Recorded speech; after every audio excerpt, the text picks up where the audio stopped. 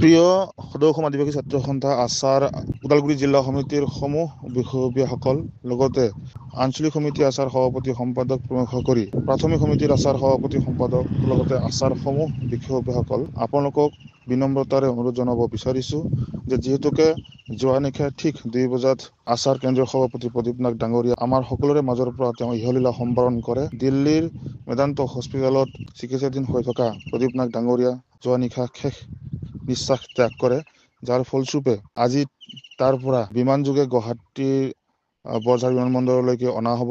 তাৰ পৰা আবেলি ঠিক 4 বা 5 বজাৰ ভিতৰত প্ৰদীপ নাগ ডাঙৰীয়াৰ বাসগৃহত তেখেতৰ মৃতদেহটি আহি পাবহি।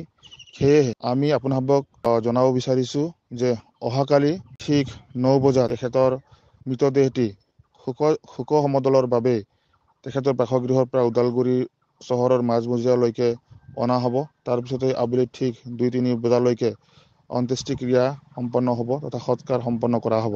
সেয়েহে অহাকালি যিটো শ্ৰদ্ধাঞ্জলি অনুষ্ঠান হ'ব, সেই অনুষ্ঠানৰ বাবে ওদালগুৰি জিলাৰ সকলো চাহ বাগিচা যাতে বন্ধ থাকে, কোনো আদিবাসী লোকে যাতে চাহ বাগিচা যাতে কাম কৰিবৰ কাৰণে নাযায়, তাৰ কাৰণে সকলো আঞ্চলিক সমিতিয়ে যাতে এই বাৰ্তাটো যাতে প্ৰেৰণ কৰি দিয়ে, তাৰ কাৰণে আমি আপোনালোকক বিনম্ৰতাৰে অনুৰোধ জনাব বিচাৰিছোঁ।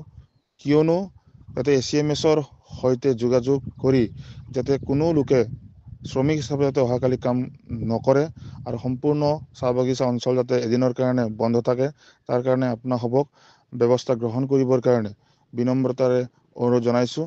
আৰু সকলোকে অহাকালি শোক ৰেলী আৰু অন্ত্যেষ্টিক্ৰিয়া সম্পন্ন বা শ্ৰদ্ধাঞ্জলি কাৰ্যসূচীত যাতে সকলো ৰাইজে দলে বলে আহি উপস্থিত হয় প্ৰদীপ নাগ ডাঙৰীয়াৰ বাসগৃহত আৰু তেখেতক শেষ বিদায় দিবৰ কাৰণে।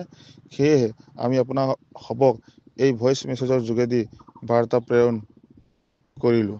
ধন্যবাদ।